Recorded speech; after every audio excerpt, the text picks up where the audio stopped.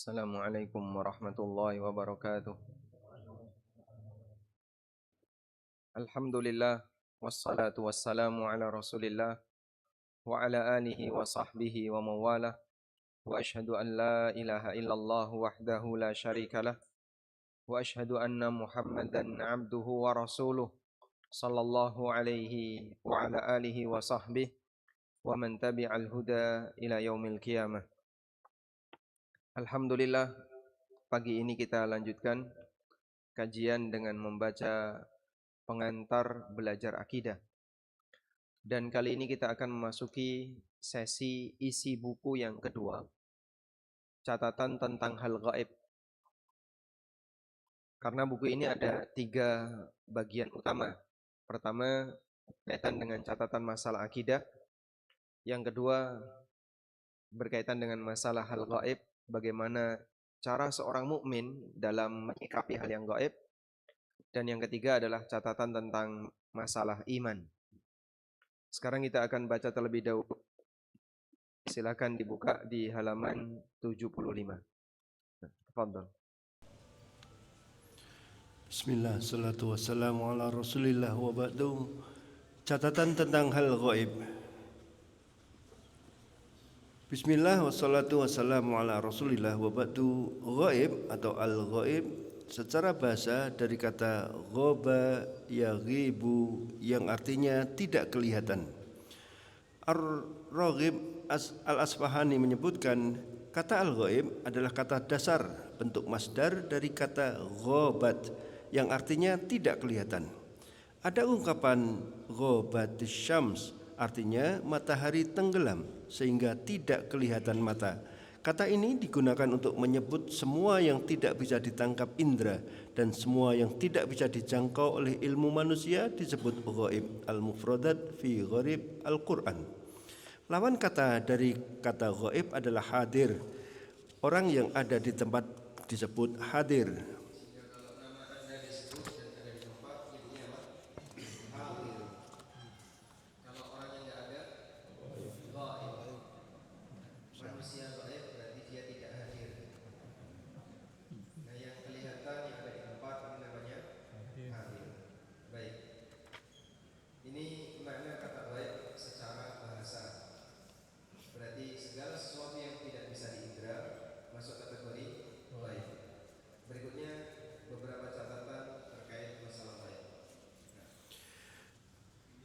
Yang pertama, iman kepada yang gaib adalah asas iman.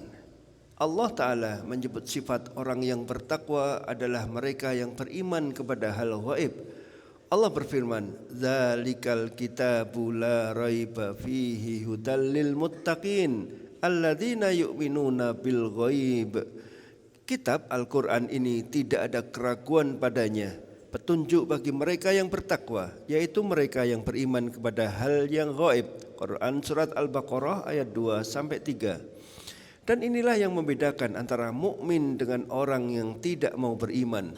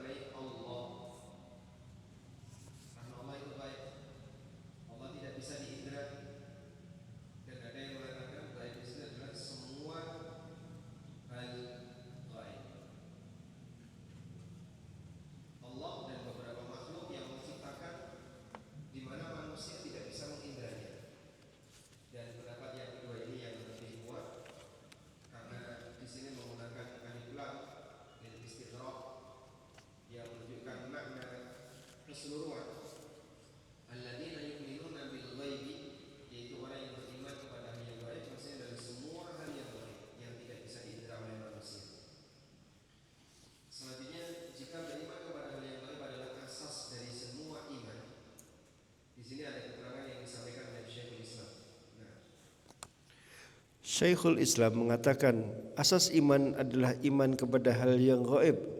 Sebagaimana firman Allah di surat Al-Baqarah ayat 2 dan 3. Hal gaib yang diimani adalah aneka fenomena yang diberitakan para rasul, termasuk di dalamnya adalah beriman kepada Allah, nama dan sifatnya, para malaikat, surga dan neraka. Majmu' al-Fatawa.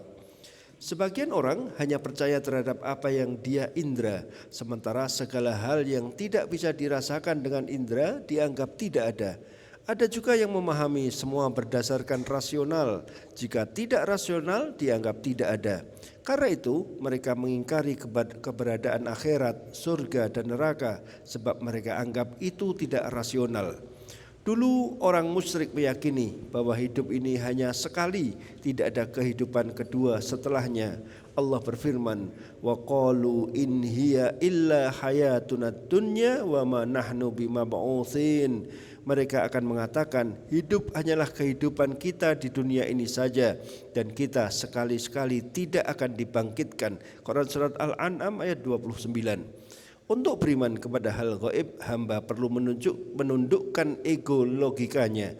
Bagi mereka yang berprinsip semua harus bisa dilogika, sangat sulit untuk menerima iman kepada hal gaib. Kita bersyukur kepada Allah atas hidayahnya sehingga kita tidak menjadi kaum pemuja logika. Anugerah yang diberikan oleh Allah kepada hamba. Anugerah Allah kepada hamba. Ini kan beragam ya. Ada bentuknya harta, ada bentuknya tahta, ada juga bentuknya logika, dan masih banyak anugerah yang lainnya. Mungkin enggak semua ini menjadi pemicu kekufuran? Mungkin. Maka manusia ada dua cara dalam menyikapi anugerah ini. Yang pertama antara syukur, dan satunya apa? Kufur. Sehingga bagi mereka yang punya harta dan dia bisa menyikapi harta itu dengan baik, dia bisa bersyukur dengan harta itu. Bagi yang punya tahta dan dia bisa menyikapi tahta itu dengan baik, juga sama, dia bisa mensyukuri nikmat Allah dengan tahta itu. Demikian pula bagi orang yang punya akal sehat dan dia bisa menggunakan akalnya dengan baik, dia bisa bersyukur dengan akal itu. Dan sebaliknya, ada yang kufur karena harta, ada yang kufur karena tahta, sebagaimana juga ada yang kufur karena logika. Karena ini semuanya adalah pemberian dari Allah. Ada orang yang dominan hartanya, logikanya biasa saja. Ada orang yang punya tahta, tapi dia nggak punya harta. Ada nggak? Punya tahta nggak punya harta? Pejabat tapi utangnya oke, Pak. Ya mungkin saja. Ada yang dia pinter tapi miskin. Hah? Itu banyak ya. Jadi kalau Anda disuruh untuk milih, dari tiga ini milih yang mana, Pak? Punya harta tapi goblok, misalnya ya. Atau pinter tapi kere. Milih yang mana? Coba kita tanya sama yang nyender di luar.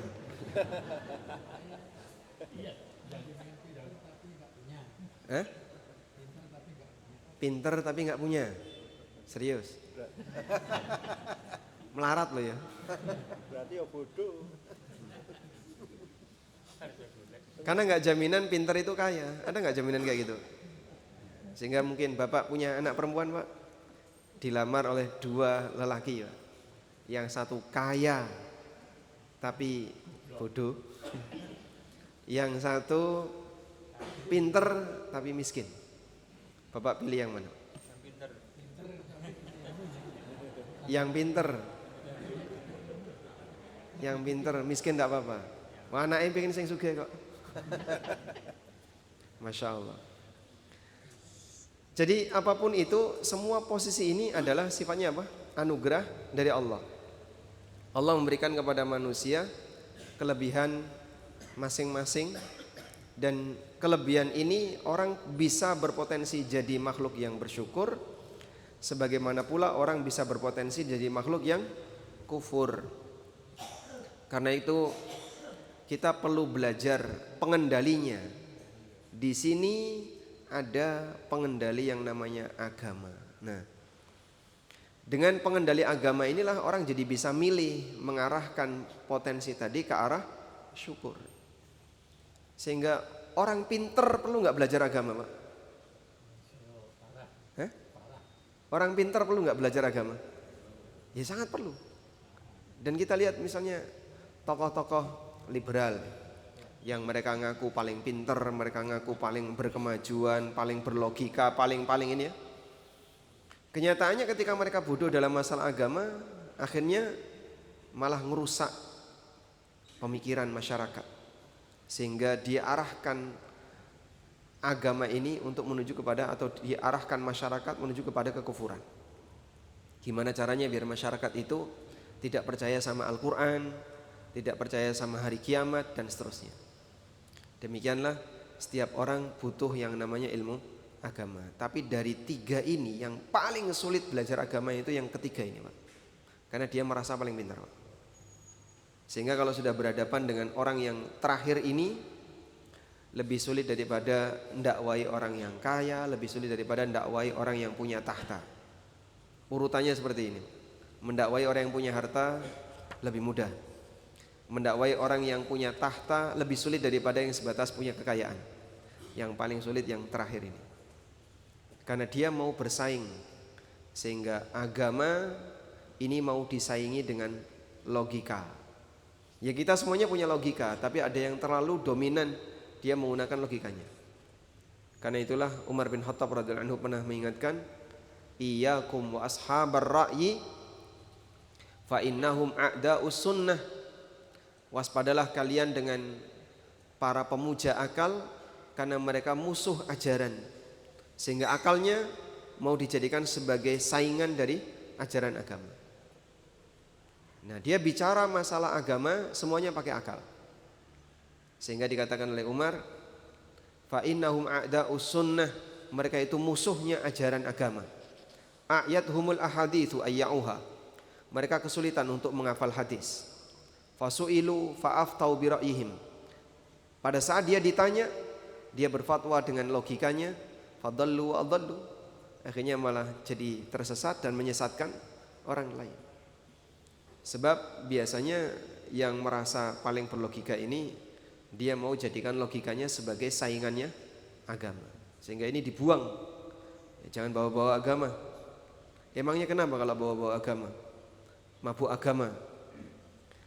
Bukankah setiap orang punya kepentingan dengan agamanya? Tapi orang muslim sendiri anti dengan agama. Dia nggak boleh bawa-bawa agama dalam setiap aktivitas yang dia lakukan. Dan itu contoh bahwasanya orang sudah mau menaruh agama di posisi nomor 2 setelah logika. Baik, kita baca lanjutannya. Yang kedua, catatan kedua, tidak tahu hal ghaib itu anugerah. Ada beberapa sifat yang menjadi keterbatasan bagi manusia, namun itu justru menjadi anugerah baginya. Di antaranya sifat lupa. Dengan sifat lupa, manusia tidak terbebani aneka masalah yang pernah dia alami. Andaikan manusia tidak memiliki sifat lupa, akan selalu terngiang aneka masalah yang pernah dia alami, sehingga menumpuk dan menjadi beban pikirannya. Termasuk di antara sifat keterbatasan manusia adalah tidak tahu hal gaib. Kita tidak bisa melihat jin, tidak tahu rahasia orang lain, tidak tahu besok ada potensi bahaya yang menimpa penduduk bumi dan seterusnya. Dan sejatinya itu semua adalah anugerah. Andaikan setiap orang bisa mengetahui rahasia orang lain, mereka tidak akan bisa berinteraksi dengan normal, karena semua akan diliputi dengan perasaan saling curiga. Bahkan mungkin kita akan ketakutan untuk keluar rumah, karena kita takut masyarakat akan mencela kita disebabkan mereka tahu maksiat apa yang kita perbuat di dalam rumah. Betul Pak ya, kayak gini ya. Jadi kalau kita tahu hal yang gaib, saya tahu apa yang Bapak lakukan, Bapak tahu apa yang saya lakukan. Ketika ketemu gimana Pak? Wedi, takut. Kita nggak bakalan bisa berinteraksi seperti ini. Termasuk juga misalnya andaikan kita tahu hal yang gaib ya, Masya Allah ya. Petugas pajak tahu nih, rekeningnya berapa saja ini. Walaupun kayaknya penampilannya sumaker ya, sugih macak kiri. Tapi rekeningnya besar ya. Jadi kalau orang itu tahu hal yang gaib, dia nggak bisa hidup. Sehingga tidak tahu hal yang gaib itu anugerah. Kesadaran ini kita bangun Karena ada sebagian orang yang dia berusaha untuk mencari ilmu kanuragan, belajar tahu hal yang gaib. Awakmu ora ngerti hal gaib itu anugerah.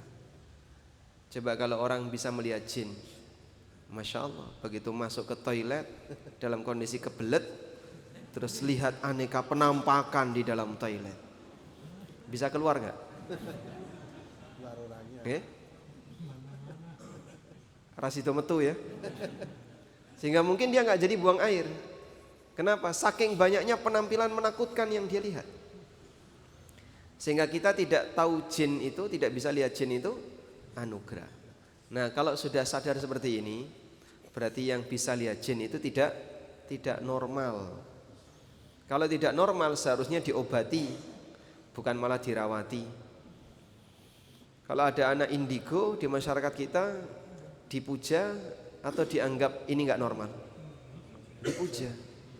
Karena dianggap anak ini punya kelebihan supranatural, abnormal, dan seterusnya. Akhirnya malah dipuja. Padahal sejatinya anak ini tidak normal. Kalau tidak normal seharusnya dinormalkan, diobati, bukan malah dibanggakan.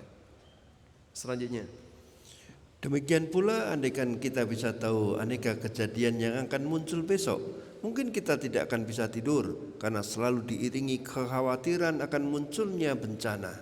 Kita bisa hidup normal karena kita tidak tahu hal gaib. Tidak bisa lihat jin itu anugerah. Allah jadikan manusia tidak bisa melihat jin, sekalipun jin bisa melihat manusia. Allah berfirman tentang ketika membahas tentang iblis, innahu yarakum huwa wa qabiluhu min haitsu la tarawnahum. Sesungguhnya dia, iblis dan kabilahnya, yaitu semua jin, bisa melihat kalian dari suatu tempat yang kalian tidak bisa melihat mereka. Quran surat Al-A'raf ayat 27. Andaikan manusia bisa melihat jin, hidupnya akan dihantui dengan ketakutan. Bayangkan saat Anda masuk ke toilet, ada banyak penampakan wajah menyeramkan di sekitar Anda. Mungkin Anda tidak jadi buang air. Kita bersyukur pada Allah ketika Allah jadikan hidup kita normal dengan tidak bisa mengetahui hal gaib. Alhamdulillah. Nah, yang kayak gini masih banyak orang yang nggak menyadari ya, sehingga berusaha untuk malah pengen bisa tahu hal yang gaib, padahal dia dibuat oleh Allah tidak tahu hal yang gaib itu anugerah. Dan Allah membocorkan hal gaib kepada sebagian hambanya, yaitu para rasul, sebagian sebagai materi iman, apa yang harus diyakini oleh seorang hamba. Besok akan ada ini, terutama berkaitan dengan apa? Berkaitan dengan hari kiamat. Kejadian apa yang akan ada besok di hari kiamat. Tujuannya apa? Agar manusia bisa membangun kewaspadaan. Kalau kelak akan ada kehidupan A, ada kehidupan B, ada kehidupan yang seperti itu, yang dia akan menjalani kehidupan itu, sehingga dia akan lebih waspada. Makanya dalam Al-Quran banyak sekali rincian pembahasan tentang hari kiamat. Selanjutnya, catatan ketiga, penyimpangan terhadap perkara gaib. Ada dua bentuk penyimpangan terhadap hal gaib. Yang pertama, tidak mau mengimani hal gaib yang sudah disampaikan dalam Al-Quran maupun hadis sahih. Yang kedua, mengklaim hal-hal gaib yang tidak pernah disebutkan dari dalil yang sahih. Orang musyrikin tidak beriman kepada hal gaib pasca kematian. Mereka menganggap mustahil makhluk yang sudah mati akan dibangkitkan kembali oleh Allah. Usai perang Badar, Nabi SAW mendatangi lokasi perang dan beliau memerintahkan agar mayat-mayat orang kafir dimasukkan ke dalam lubang di Badar. Umar bin Khattab radhiyallahu anhu menceritakan, anna Rasulullah sallallahu alaihi wasallam qama 'alal qalibi yauma Badr wa fihi qatla badrin minal musyrikin. Faqala lahum hal wajadtum ma wa'ada rabbukum haqqan? Sesungguhnya Rasulullah SAW berdiri di atas lubang pada hari Badar dan di dalamnya terdapat jasad orang-orang musyrik yang terbunuh di Badar. Lalu beliau bertanya kepada mereka, apakah kalian telah mendapati janji Rabb kalian itu benar? Lalu ada orang yang berkata kepada beliau, apakah Anda memanggil orang mati? Beliau sallallahu alaihi wasallam bersabda, ma antum bi asma'a minhum walakin la yujibun. Kalian tidak lebih mendengar daripada mereka, hanya saja mereka tidak dapat menjawab. Hadis riwayat Bukhari. Nabi SAW hendak menunjukkan ke mayat orang musyrikin itu bahwa saat ini mereka telah menjumpai kebenaran terhadap apa yang selama ini mereka dustakan. Penyimpangan kedua terhadap masalah gaib adalah mengklaim hal gaib, seperti mengklaim tentang aneka kejadian di hari kiamat.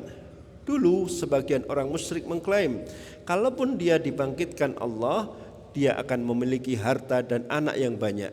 Allah berfirman, afara'aital ladzi kafara bi ayatina wa qala la'utayanna malan wa walada attala'al ghaiba amittakhadha 'indar rahmani ahda.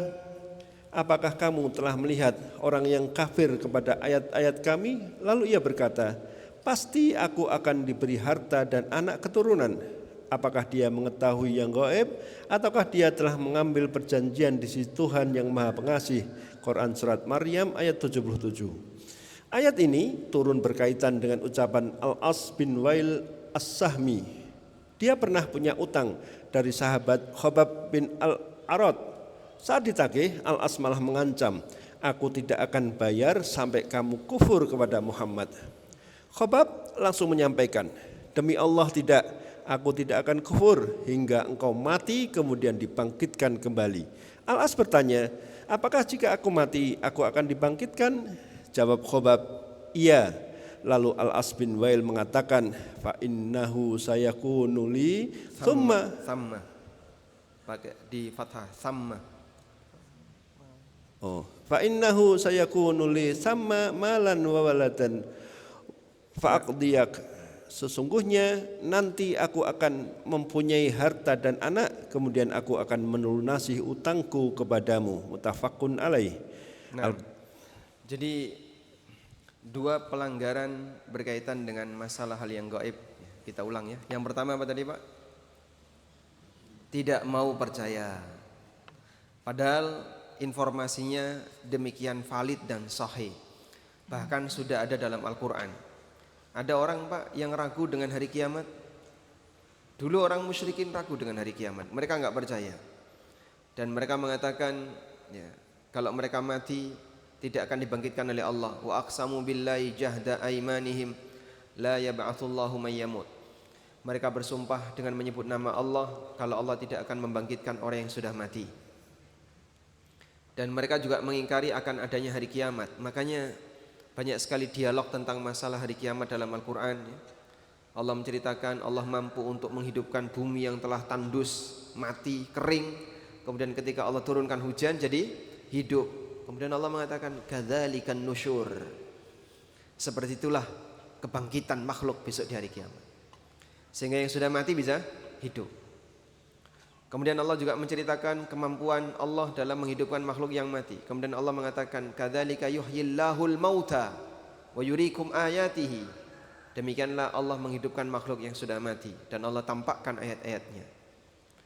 Karena mungkin tidak terlalu terasa di tengah kita sebab kita tidak mengalami penyimpangan itu di tengah orang yang ada di sekitar kita. Alhamdulillah rata-rata masyarakat di sekitar kita mereka beriman akan adanya kiamat.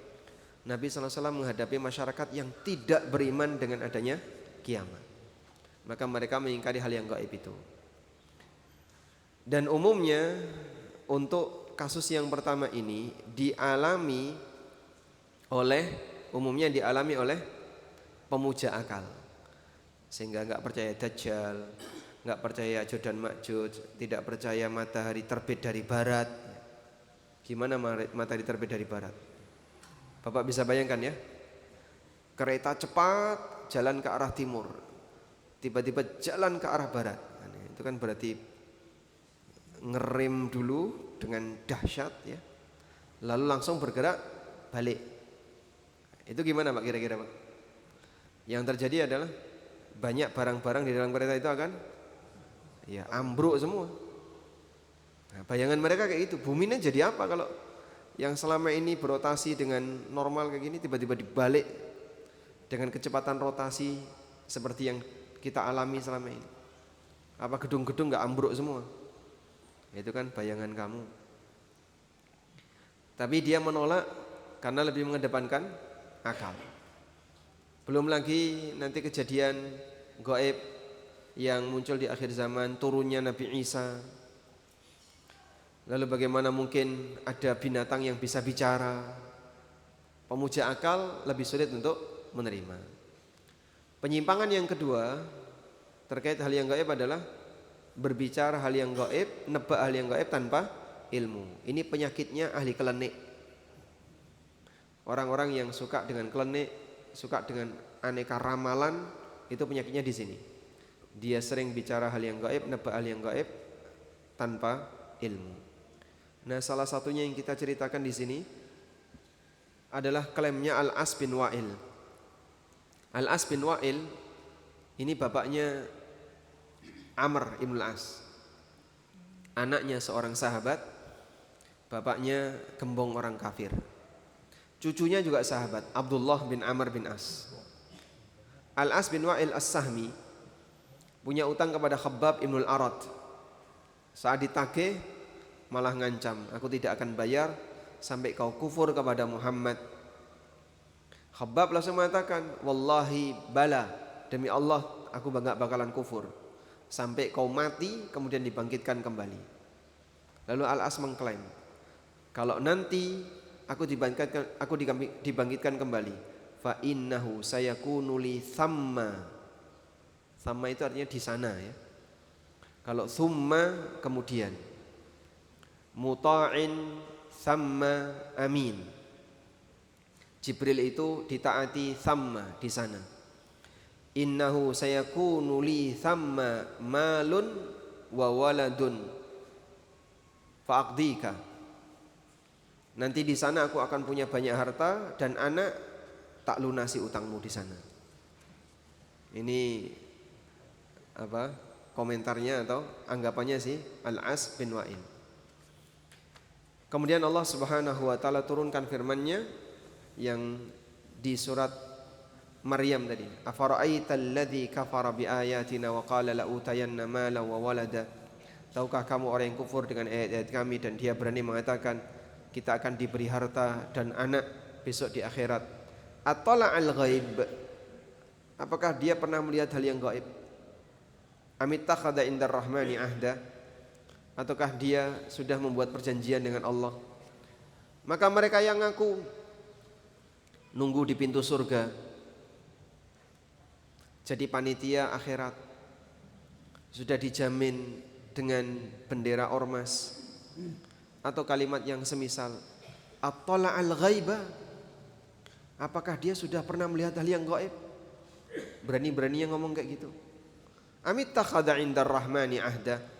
Atau dia sudah membuat perjanjian dengan Allah bahwa ormas ini nanti punya hak khusus, kelompok tertentu dijadikan sebagai panitia akhirat. Dari mana dia bisa mengklaim seperti itu? Sanaktubu ma yaqulu. Allah mengatakan, kami catat apa yang mereka ucapkan. Sehingga ancamannya serius ya. Maka mengklaim berkaitan dengan masalah akhirat ini bahaya besar. Dan masih banyak pelanggaran seperti ini yang dilakukan oleh kaum muslimin, sampai itu dijadikan sebagai alasan untuk menarik pengikut. Siapa yang mati dan tidak punya baiat kepada imam, neraka. Saya enggak punya baiat kepada imam kamu, neraka kamu. Akhirnya yang tidak baiat dengan imamnya diklaim apa? Neraka. Imamnya yang mana? Yang ini nih, ini imamnya nih. Yang mana ini? Terus dia mengklaim sosok tertentu jadi imam. Lah kok bisa memaksa orang lain untuk membaiat dia? Apa hubungannya? Sepakat misalnya Islam harus berjamaah. Karena banyak kegiatan kaum muslimin yang dilakukan secara berjamaah. Sehingga perkataan Umar bin Khattab radhiyallahu anhu, la islama illa bi jama'atin. Tidak ada Islam kecuali dengan jamaah. Karena banyak kegiatan kita yang berjamaah. Walhamdulillah kita sudah melakukannya. Jumatan, sholat Id, apalagi kegiatan haji dan umroh. Sebab ini ibadah yang sifatnya jama'i. Ya, kalian malah menyempal sendiri, gak ikut berjamaah, sehingga masjidnya khusus, sholatnya khusus, malah nyempal sendiri.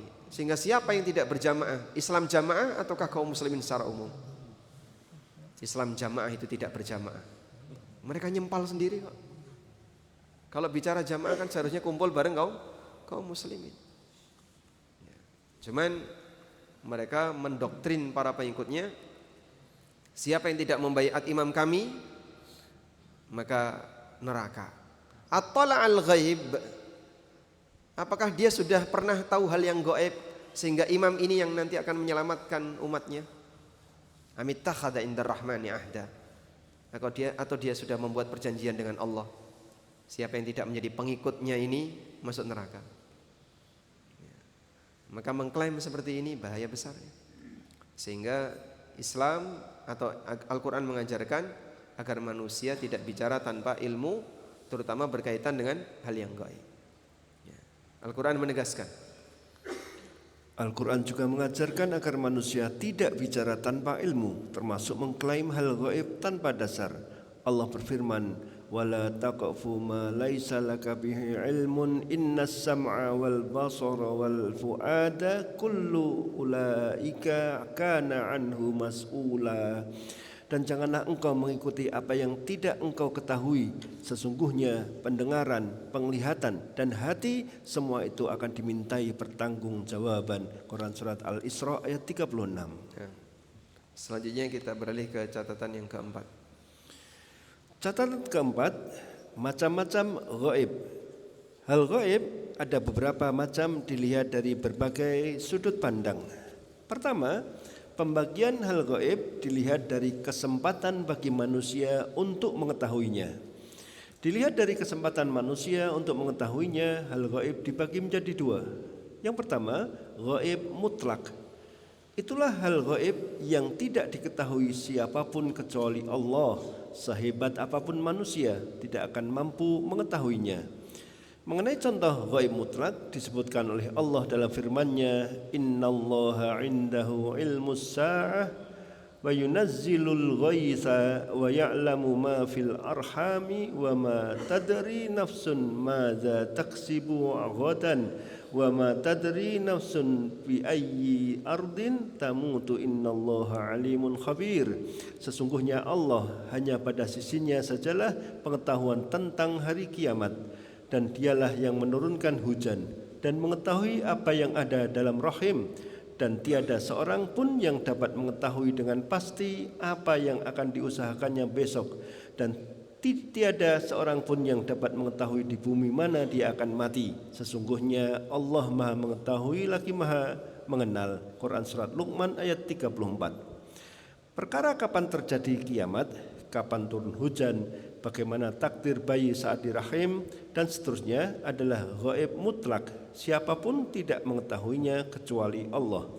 Ada yang mempertanyakan, sekarang kan sudah ada teknologi Pak, sehingga orang bisa lihat dengan detail apa yang ada dalam rahim, bahkan 3D, bahkan 4D, 4 dimensi, termasuk waktunya, sehingga dia bisa merekam gerakan bayi persis utuh sampai detak jantungnya berapa, misalnya berapa detak jantungnya per detik dan seterusnya. Berarti kan ini tidak sejalan dengan apa yang tadi Allah firmankan. Katanya satu-satunya yang tahu hal yang di rahim, apa yang ada di rahim adalah Allah. Sekarang manusia sudah bisa tahu. Baik, maka kita tanya kepada yang punya teknologi, carikan USG yang bisa mendeteksi takdir bayi. Kapan bayi ini mati, kapan bayi ini beraktivitas A, B, C. Kemudian carikan USG yang bisa mengetahui jatah rizki bayi. Di USG, wah kere, calon bayi kere, timbangannya melarat pateni wae misalnya. La haula wala quwata illa billah. Ini calon bayi sugih misalnya, calon bayi, bisa nggak? Kalau bisa kita beli ya. Dan tidak ada. Makanya nggak ada istilah bahwa ayat Al-Quran telah gagal dengan adanya teknologi. Yang disampaikan dalam ayat Al-Quran tidak mungkin bertolak belakang dengan realita. Sebab tidak ada pernyataan Al-Quran yang tidak sejalan dengan realita. Meskipun tidak semua realita disebutkan dalam Al-Quran. Selanjutnya, demikian pula yang disebutkan dalam hadis dari Umar bin Khattab radhiyallahu anhu bahwa Jibril pernah bertanya kepada Nabi sallallahu alaihi wasallam, "Akhbirni 'anis sa'ah." Qala mal mas'ulu anha bi'alama biha minas sa'il. Jelaskan kepadaku kapan kiamat. Jawab Nabi SAW, yang ditanya tidak lebih tahu daripada yang bertanya. Hadis riwayat Bukhari dan Muslim. Artinya baik Nabi SAW maupun Jibril alaihissalam, keduanya sama-sama tidak tahu. Jika manusia terbaik dan malaikat terbaik keduanya tidak tahu, maka makhluk yang derajatnya di bawah mereka tentu saja tidak mungkin tahu. baik. Tentang hari kiamat, tentang kiamat ya, tentang kapan kiamat, ini rahasia Allah. Ini rahasia Allah. Tidak ada satupun makhluk yang tahu. Tapi tanda-tanda kiamat untuk yang kedua ini telah dibuka oleh Allah. Sehingga Allah telah memberitahu kepada manusia tanda-tanda kiamat. Tapi kalau kapan kiamat, tidak ada yang tahu. Tanda-tanda kiamat manusia tahu. Karena Nabi SAW diberitahu oleh Allah tentang tanda-tanda kiamat. Baik. Selanjutnya, yang kedua, ghaib relatif atau nisbi. Itulah hal ghaib yang diketahui sebagian makhluk namun tidak diketahui makhluk yang lain. Ada beberapa bentuk ghaib nisbi. Yang pertama, hal ghaib yang diketahui malaikat, seperti takdir untuk janin saat di usia 120 hari. Takdir ini diketahui oleh malaikat yang ditugaskan untuk meniupkan ruh dan menetapkan takdir tersebut. Nabi SAW menjelaskan proses penciptaan manusia saat dalam rahim. Tsumma yursalul malaku fayanfukhu fihi ruh wa yu'maru bi arba'i kalimat bikatbi rizkihi wa ajalihi wa amalihi wa sakkiyun aw sa'idun.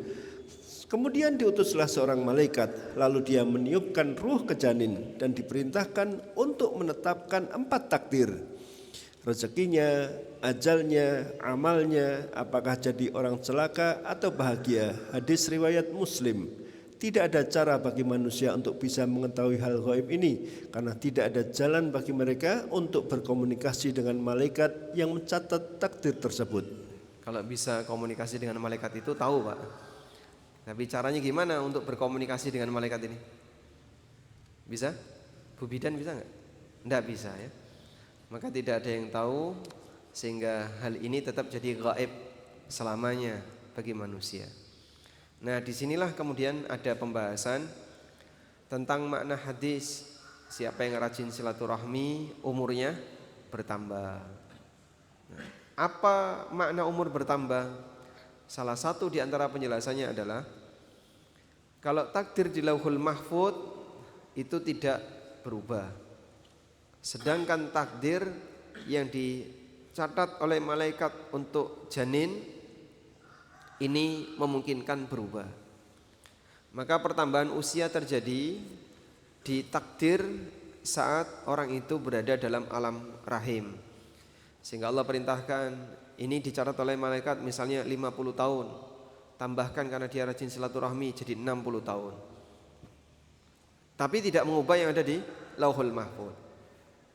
Maka terkait catatan takdir ini bertingkat.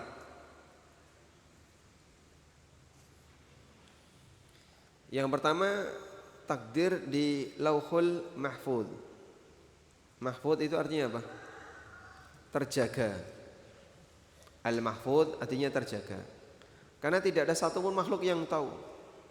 Ini terjaga dalam arti terjaga dari perubahan dan terjaga dari, saya sebut aja, bocor ke makhluk.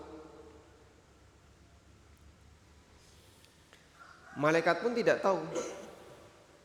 Allah selama tidak memberitahu kepada makhluk, maka makhluk tidak akan tahu. Nah, yang Anda catat terjaga dari perubahan. Lalu bagaimana silaturahmi bisa menambah umur? Padahal di Lauhul Mahfuz terjaga dari perubahan. Nah, ada yang kedua ini. Catatan takdir saat di rahim. Saat di rahim ada malaikat yang membawa. Berarti malaikat ini tahu enggak?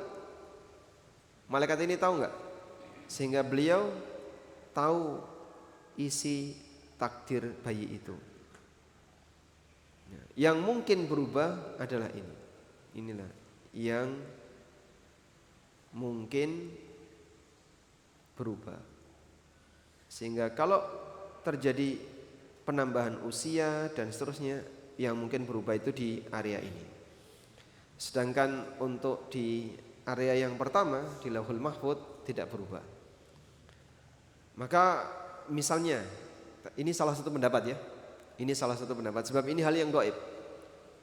Kita percaya bahwa silaturahmi bisa menambah umur, tapi seperti apa hakikatnya ada banyak pendapat dan penjelasan ulama. Yang mungkin berubah di situ adalah takdir yang dicatat oleh malaikat tadi. Di Lauhul Mahfuz tetap tercatat tidak ada perubahan. Si A diberi umur 50, lalu dia rajin silaturahmi, kemudian ditambahkan 10 jadi 60. Sedangkan yang di catatan malaikat Allah perintahkan untuk diganti. Disitulah makna firman Allah, yamhullahu ma yasha wa yuthbit. Allah menghapus takdir apa saja yang Dia kehendaki, dan Allah tetapkan takdir apa saja yang Dia kehendaki. Baik, kita lanjutkan. Yang kedua atau B, hal gaib yang diketahui jin, seperti keberadaan jin itu sendiri atau kondisi yang ada di alam jin. Manusia bisa mengetahuinya jika ada komunikasi dengan jin yang mengetahuinya. Itu pun jika ada jaminan bahwa informasi dari jin itu valid, sebab sangat rentan bagi mereka untuk berdusta. Saat Abu Hurairah radhiyallahu anhu menangkap jin yang mencuri makanan zakat, Abu Hurairah hendak membawa jin itu untuk menghadap Nabi sallallahu alaihi wasallam.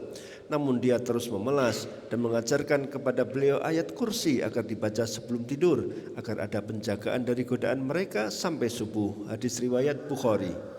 Dalam hadis ini, jin memberitahu kepada Abu Hurairah bacaan yang membuat jin tidak bisa mengganggu manusia di kala tidur, dan itu dibenarkan oleh Nabi sallallahu alaihi wasallam.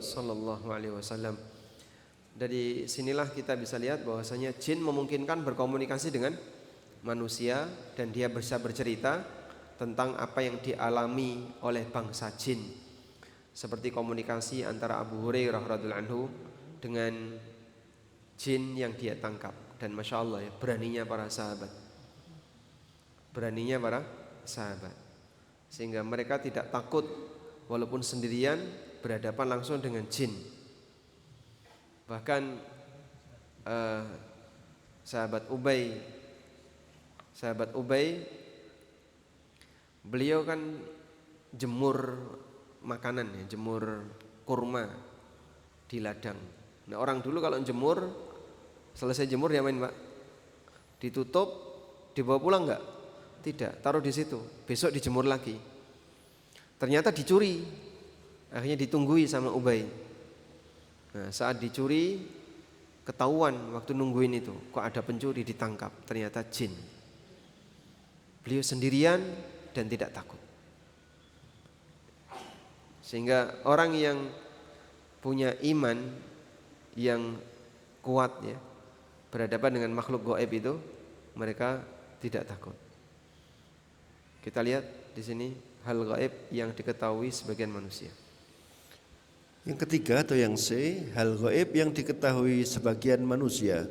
Seperti kejadian yang diketahui oleh si A yang berada di kota Jakarta, yang tidak diketahui oleh B yang berada di Yogyakarta. Dan masing-masing bisa mengetahui kejadian di kota lain jika si A dan si B saling berkomunikasi dan bertukar informasi. Ketika Nabi SAW berdakwah, ada beberapa konspirasi yang dilakukan orang kafir untuk membunuh beliau. Namun Allah mewahyukan kepada beliau sebelum mereka melaksanakan makar itu, sehingga beliau tahu sebelum kejadian itu terjadi.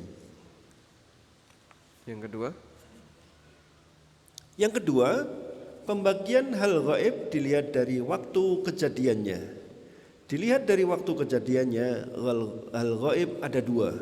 Yang pertama, hal gaib yang sudah terjadi, seperti kejadian masa silam, kejadian zaman azali, kisah para nabi, dan aneka peristiwa tentang orang saleh di masa silam. Dalam Al-Quran, Allah banyak bercerita tentang para nabi, dan kisah itu sinkron dengan kisah yang disebutkan di kitab suci sebelum Al-Quran, seperti yang disebutkan dalam Taurat dan Injil. Dan tidak mungkin Nabi SAW mendapatkan cerita itu dari hasil mempelajari kitab sebelum Al-Quran atau belajar dari para pendeta ahli kitab. Semua kemungkinan itu tidak pernah terjadi karena Rasulullah SAW tidak pernah mengenal kitab-kitab itu sebelumnya. Allah berfirman, wa kadzalika auhayna ilaika ruhan min amrina ma kunta tadri mal kitabu walal iman. Demikianlah kami wahyukan kepadamu wahyu Al-Quran dengan perintah kami. Sebelumnya kamu tidaklah mengetahui apakah Alkitab dan tidak pula mengetahui apakah iman itu. Quran Asy-Syura ayat 52. Dulu ada seorang pemuda Nasrani yang dianggap menjadi gurunya Nabi SAW. Mereka menganggap Nabi SAW belajar dari pemuda itu sehingga berhasil menyusun Al-Quran. Anehnya, pemuda itu tidak bisa bahasa Arab, sementara Nabi SAW berbahasa Arab dan Al-Quran berisi bahasa Arab yang sangat indah susunannya. Bagaimana mungkin orang yang tidak bisa berbahasa Arab bisa menyusun kalimat Al-Quran yang demikian indah dan kaya muatan bahasa? Allah berfirman menyebutkan kisah ini, walaqad na'lamu annahum yaquluna innama yu'allimuhu basharun lisanul ladzi yulhiduna ilaihi a'jamiyyun wa hadza lisanun arabiyyun mubin. Sesungguhnya kami mengetahui bahwa mereka berkata, sesungguhnya Al-Quran itu diajarkan oleh seorang manusia kepadanya Muhammad. Padahal bahasa orang yang mereka tuduhkan bahwa Muhammad belajar kepadanya bahasa Ajam atau non-Arab. Sedang Al-Quran adalah dalam bahasa Arab yang terang. Quran Surat An-Nahl ayat 103. Artinya semua kisah masa silam yang diceritakan dalam Al-Quran adalah murni wahyu Allah, bukan buatan Nabi SAW, apalagi diajari ahli kitab. Nah, siap. Baik. Jadi pembahasan gaib yang disebutkan dalam Al-Quran intinya kan dua Pak ya.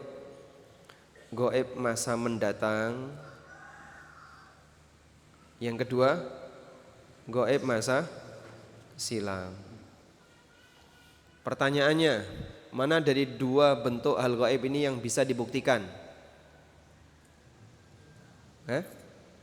Masa silam atau masa mendatang? Jawabannya? Sehingga untuk bagian ini bisa dibuktikan.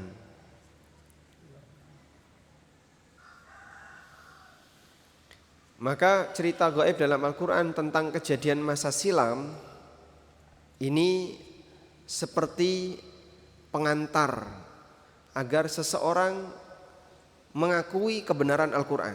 Karena dia bisa dibuktikan. Pembuktiannya pakai apa? Pembuktiannya pakai apa? Dengan kesesuaian dengan kitab sebelumnya.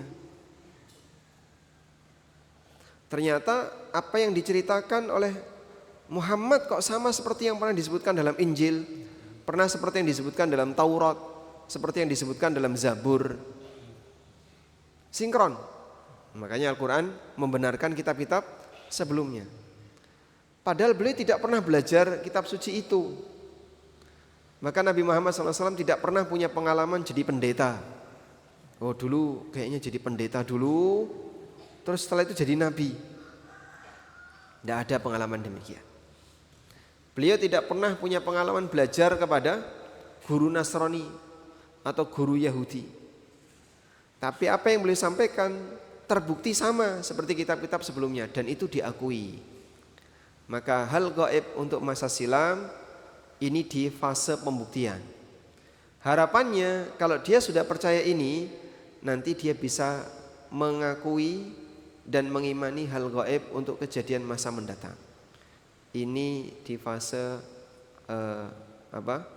ajakan untuk mengakui.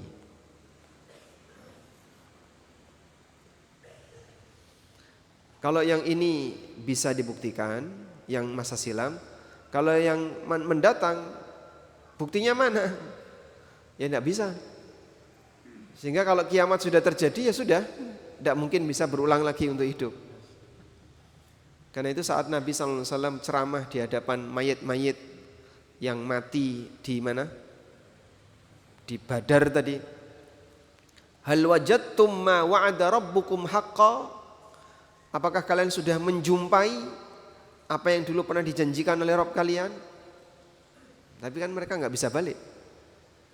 Maka untuk yang kedua ini tidak mungkin ada pembuktian. Tapi yang bisa dibuktikan adalah hal gaib masa silam. Walaupun kita menerima semuanya, Pak. Cuman metode yang digunakan oleh Al-Quran sebagai berikut. Agar orang mau percaya dengan hal gaib di masa mendatang, tentang kiamat, tentang adanya hisab, adanya balasan setelah kematian, maka orang ditanamkan dulu. Dalam Al-Quran banyak sekali cerita-cerita orang masa silam dan persis seperti yang ada dalam kitab sebelumnya. Maka kitab sebelumnya sebagai pembuktian. Karena orang tidak mungkin ya melakukan penelitian arkeologi gitu ya. Di sini ada kuburan Nabi A, kuburan Nabi B. Oh benar ternyata yang diceritakan dalam Al-Quran. Pakai penelitian enggak? Tidak. Tapi pakai apa? Pembuktian berdasarkan berita. Pembuktian berdasarkan berita. Al-Quran bercerita tentang kejadian perang pasukan gajah. Dan itu benar. Alam tara kaifa fa'ala rabbuka bi ashabil fil. Itu sudah jadi cerita umum. Mereka tidak punya budaya mencatat sejarah. Karena waktu itu keterbatasan alat tulis.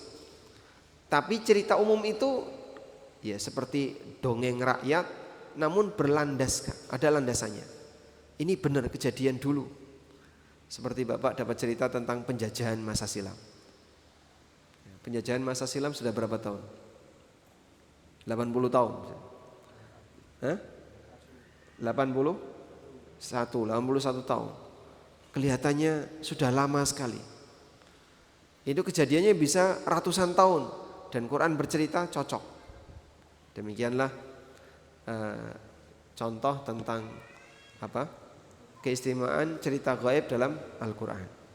Selanjutnya Allah berfirman, laqad kana fi qasasihim ibratul liulil albab ma kana hadisan yuftara walakin tasdiqal ladzi baina yadayhi wa tafsila kulli syai'in wa hudaw wa rahmatan liqaumin yu'minun.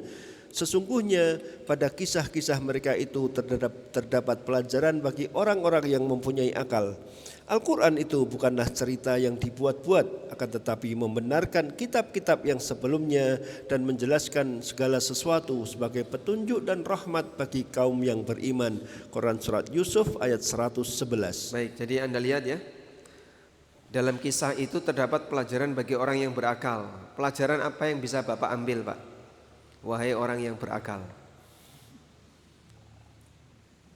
Bapak tahu kisah-kisah itu kan? Pelajaran apa yang bisa Bapak ambil? Allah sebut liulil albab, bagi orang yang berakal. Apa pelajarannya? Kebenaran Al-Quran.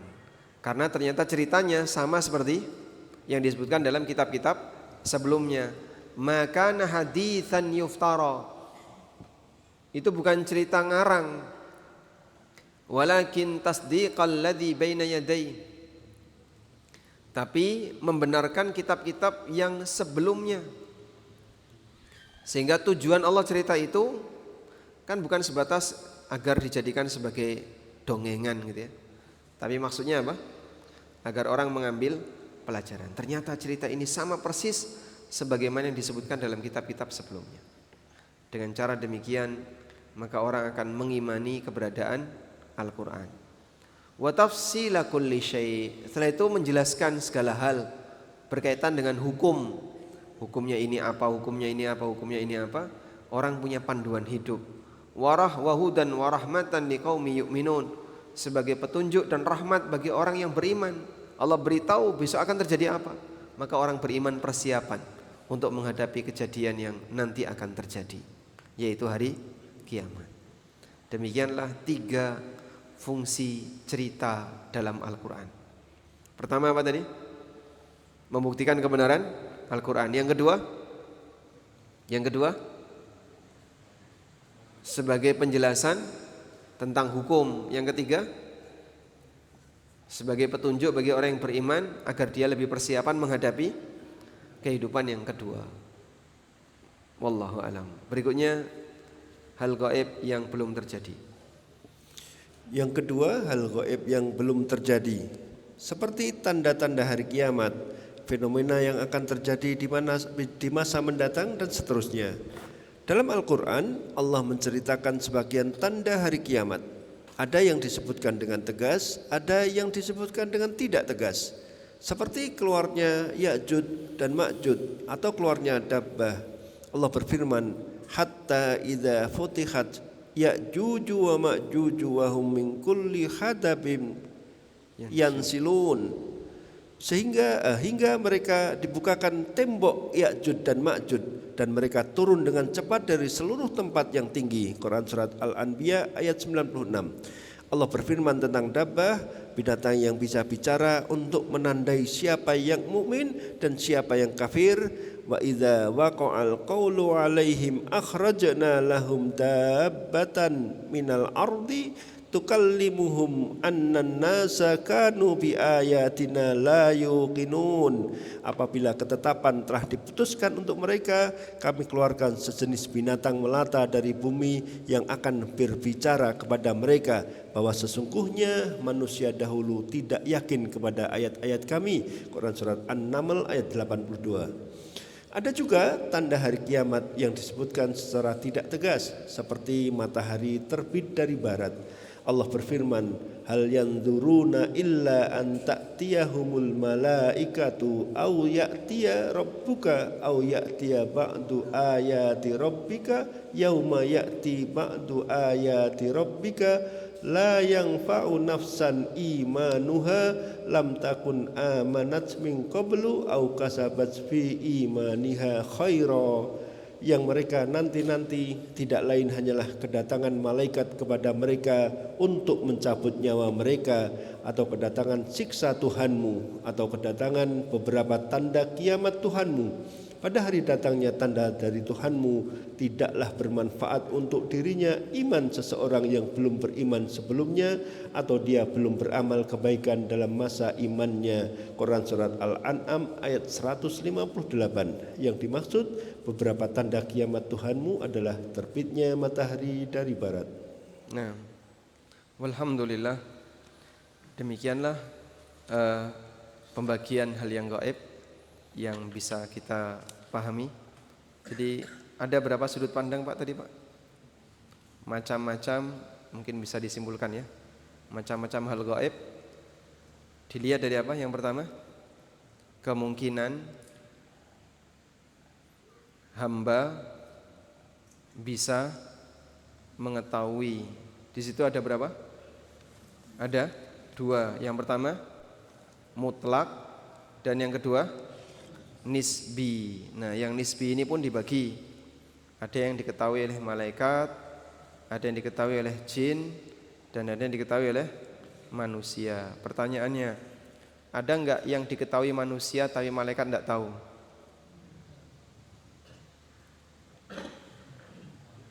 Ada enggak yang diketahui oleh manusia tapi malaikat enggak tahu?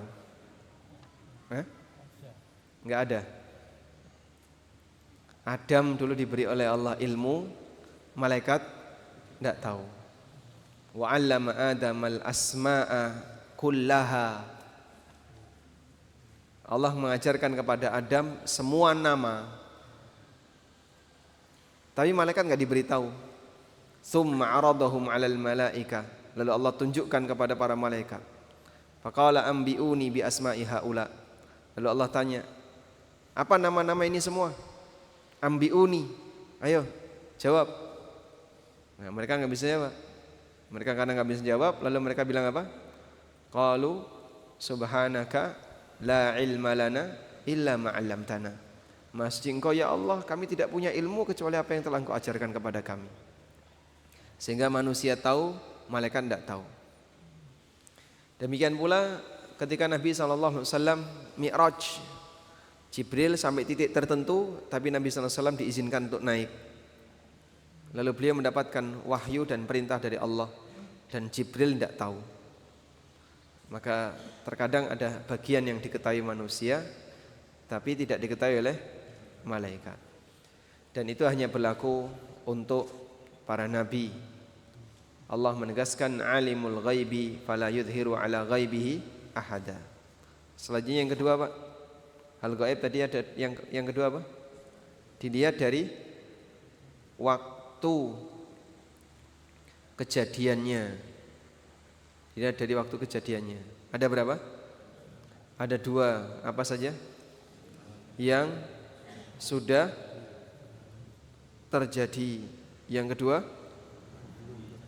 yang belum terjadi. Nah, dan dua-duanya diceritakan dalam Al-Quran. Tadi kita sudah jelaskan fungsinya. Yang sudah terjadi ini sebagai pembuktian, yang belum terjadi ini ajakan untuk beriman. Walaupun terkadang ada orang di zaman sekarang lebih parah lagi ya, dua-duanya ditolak. Yang sudah terjadi enggak percaya, yang belum terjadi juga enggak percaya. Dia enggak percaya kalau manusia pertama adalah Adam. Manusia pertama itu apa? Monyet. Jadi dia mengaku dirinya keturunan. Ada orang seperti itu karena saking kuatnya pengaruh dari pemikiran. Jadi musuh agamanya pemikirannya tadi. Dia mendahulukan pemikiran daripada akidah yang diajarkan oleh wahyu. Wallahu a'lam. Walhamdulillahirabbil alamin. Dan masih banyak catatan hal gaib lainnya. Insyaallah kita akan baca di pertemuan berikutnya. Semoga apa yang kita bahas ini bermanfaat. Allahumma anfa'na bima 'allamtana wa 'allimna ma yanfa'una warzuqna ilma. Wa sallallahu ala nabiyyina Muhammadin wa ala alihi wa sahbihi wasallam. Jazakallahu khairan Ustaz atas kajiannya. Ada beberapa pertanyaan. Yang pertama, sebuah lembaga dakwah membuka donasi. Salah satu pos peruntukannya untuk dana pendidikan. Bolehkah dana pendidikan tersebut, dana donasi untuk pendidikan tersebut disalurkan kepada masyarakat yang menempuh pendidikan di jalur umum? Kalau itu bukan zakat, insya Allah masih longgar. Karena donasi yang selain zakat, penyalurannya dikembalikan kepada apa yang paling maslahat bagi masyarakat. Tapi kalau itu zakat, sudah ada pos yang ditetapkan oleh Allah, 8 asnaf, sebagaimana yang ditegaskan di surat At-Taubah. Maka di luar itu pelanggaran dan bisa menyebabkan orangnya membatalkan zakat orang lain, harus ganti ya. Sehingga kalau ada lembaga nerima zakat tapi disalurkan untuk yang tidak berhak menerima, maka dia harus ganti. Kecuali kalau bisa ditarik kembali. Namun kalau donasi ini bukan zakat, insya Allah lebih longgar. Kecuali jika donatur mensyaratkan, Kalau donatur mensyaratkan ini hanya khusus untuk untuk yang belajar agama, maka tidak boleh disalurkan kepada yang belajar ilmu umum. Wallahu a'lam. Yang berikutnya, ikut menjadi relawan panitia pada event kajian atau kegiatan yang berbayar, halalkah panitia tersebut atau relawan tersebut mendapatkan mukafaah? Karena ada sebagian orang mengatakan relawan cukup mendapatkan hikmahnya saja, karena relawan itu harus ikhlas. Semuanya harus ikhlas ya. Sampai pesertanya juga harus ikhlas. Sehingga relawannya juga harus ikhlas. Kalau akadnya memang dari awal adalah akad ijarah, kita terbuka misalnya, ini kajian berbayar, murni akad ijarah, Anda akan mendapatkan layanan dari kegiatan berbayar itu. Dan layanan itu diberikan kepada atau diberikan dari semua, baik dari panitia inti, relawan, pembicara, dan seterusnya. Dari situlah mereka mendapatkan manfaat, tapi mereka bayar. Kalau memang dari awal akadnya adalah akad jasa, ya seperti di pondok. Di pondok bayar atau gratis? Bayar. Siapa saja yang menjadi pelayan di pondok itu, yang melayani santri di pondok itu, mulai dari bagian masak, satpam, bersih-bersih, apalagi, dan seterusnya. Sehingga ada banyak yang terlibat di situ. Mereka dibayar atau tidak? Dibayar. Mau nyebutnya relawan maupun tidak rela, itu semuanya adalah orang yang dia menjual jasa, maka dia layak untuk dibayar. Karena di sini yang dijual layanannya, bukan menjual ilmunya. Kalau ilmunya sih semua orang bisa mengakses, tapi layanannya yang dijual. Dan proses transfer ilmu itu memang melalui kegiatan belajar. Maka ada yang kegiatan belajar berbayar, ada kegiatan belajar gratis. Dan semuanya belajar. Cuman di sini ada layanan tambahan. Misalnya dapat layanan makan, dapat layanan tempat tinggal, ruangan yang ber-AC, modul, dan seterusnya. Yang itu semuanya butuh kerja banyak orang. Ketika itu dilakukan, maka relawan pun berhak untuk mendapatkan fee dan upah dari kegiatan tersebut. Wallahu a'lam. Yang berikutnya Ustaz, apa hukum jual beli tikus putih dan burung hantu?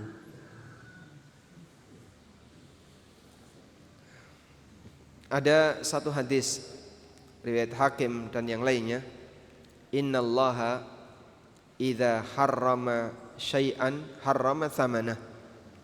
Ketika Allah mengharamkan satu benda tertentu untuk dikonsumsi, maka Allah haramkan hasil penjualannya, sehingga tidak boleh ditransaksikan. Karena itu binatang-binatang yang haram tidak boleh ditransaksikan. Hanya saja dikecualikan jika binatang itu punya manfaat yang mubah. Punya manfaat yang mubah, ini pun diperselisihkan. Manfaat mubah seperti apa yang boleh diakadkan dan yang tidak boleh diakadkan. Kesimpulannya, karena hukum asal muamalah itu mubah. Kemudian ada beberapa batasan yang tadi disebutkan. Hukum asal muamalah mubah. Sesuatu yang haram dimakan hukumnya haram diperjualbelikan. Bagaimana kalau punya manfaat yang mubah tapi dia haram dimakan? Apakah boleh ditransaksikan? Ada yang boleh, ada yang tidak. Kapan tidak boleh? Jika sudah ada nas yang mengatakan tidak boleh. Kapan boleh? Ketika tidak ada nas dan dia memang benda yang punya manfaat mubah. Kasih contoh dong. Keledai itu halal atau haram? Keledai haram. Dalam peristiwa Khaybar, keledai diharamkan oleh Nabi SAW. Jual beli keledai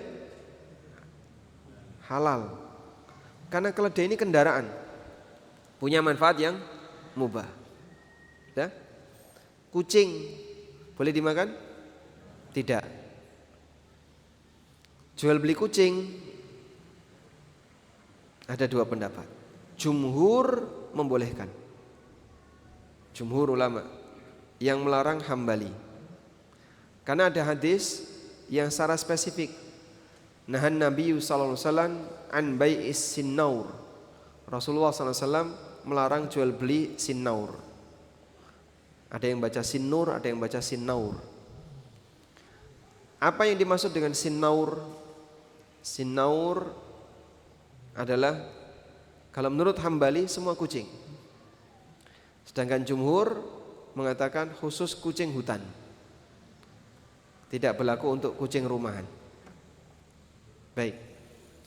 Sehingga terkait binatang yang haram dikonsumsi ini saja ada banyak perbedaan di kalangan para ulama yang menilai mana yang halal, mana yang haram.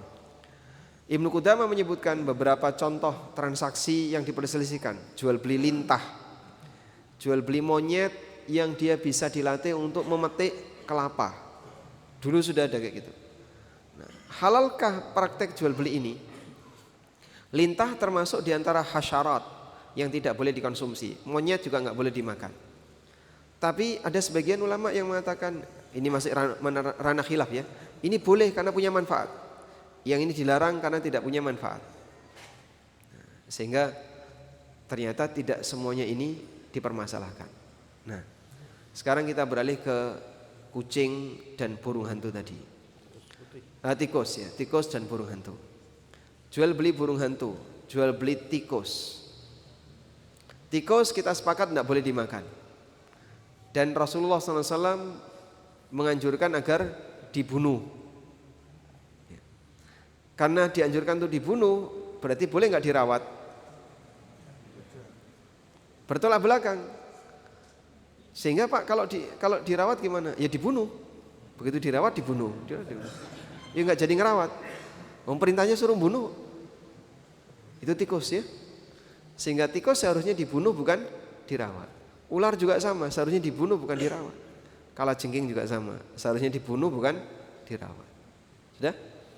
Nah, karena ada perintah untuk dibunuh, berarti mungkin nggak dijual. Bertolak belakang dengan semangat perintah untuk dibunuh. Keledai haram tapi tidak diperintahkan dibunuh. Kucing haram tapi tidak dibunuh. Ada binatang yang diperintahkan untuk dibunuh. Jadinya tikus yang mana ini? Karena masuk perintah dibunuh, berarti seharusnya tidak dirawat. Kalau tidak dirawat, tidak ada manfaat yang bisa dipertahankan. Sehingga turunannya adalah tidak boleh diperjualbelikan. Burung hantu dibunuh atau tidak? Ada perintah bunuh? Tidak ada. Maka tidak ada perintah bunuh. Kembali kepada burung hantu punya manfaat mubah atau tidak? Punya? Punya. Apa Pak? Ngejar tikus. Dia penjual burung hantu dan penjual tikus.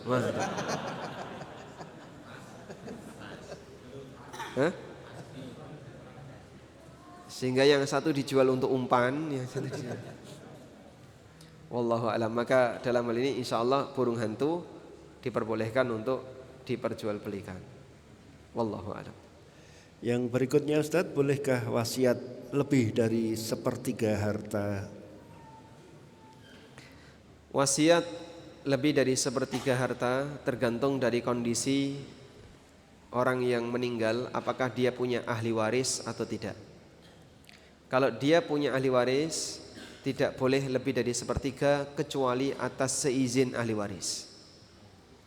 Kalau dia tidak punya ahli waris, maka dia boleh wasiat lebih dari sepertiga menurut pendapat jumhur ulama. Karena tidak ada yang perlu dimintai izin.